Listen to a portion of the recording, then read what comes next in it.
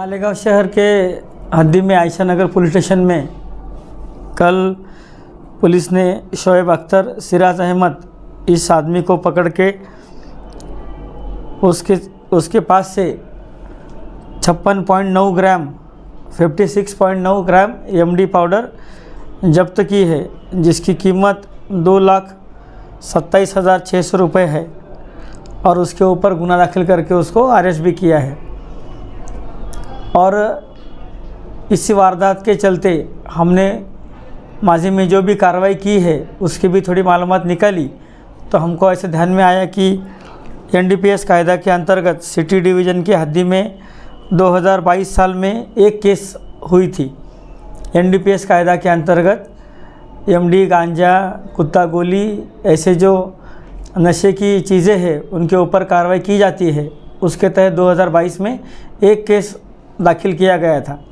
2023 में 11 केसेस हमने दाखिल की थी और चालू साल में ये आज की तारीख तक 26 केसेस दाखिल किए हैं। कुल मिला के पिछले 3 साल में हमने 38 केसेस दाखिल की है। इससे ऐसा मान सकते हैं कि 2022, 23 और 24 में एनडीपीएस के केसेस में पुलिस की तरफ से बढ़ोतरी है। आगे चलकर जैसे हमने देखा कि आर्म एक्ट में हमारी कितनी केसेस हुई है उसका भी मैं ब्यौरा आपको बता दूं। 2022 में 33 केसेस आर्म्स एक्ट के अंतर्गत की गई थी, जिसमें बंदूक हो, चाकू छुरी हो, तलवार हो, ऐसी चीज़ें जब्त की जाती है। ऐसे 33 केसेस हमने 2022 में की थी। 2023 में 39 केसेस हमने दाखिल किया था। इतने गुनों में आरोपी और मुद्देमाल जब्त करके पुलिस स्टेशन में गुना दाखिल करके उसके आगे कार्रवाई की थी।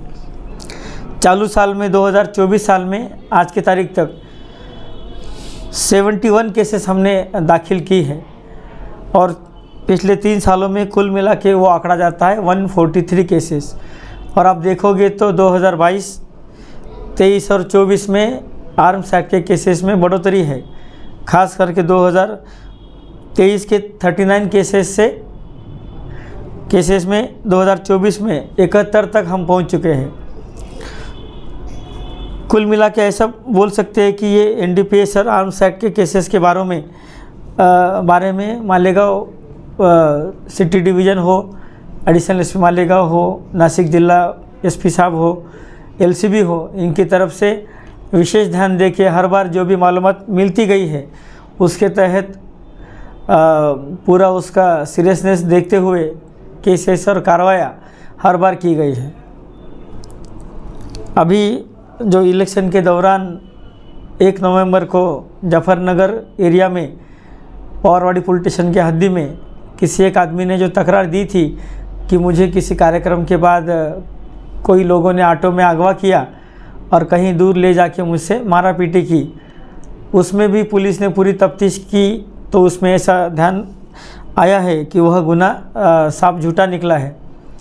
तो उसके आगे से भी हमारी तरफ से उस आदमी के खिलाफ़ आगे की कार्रवाई चालू है।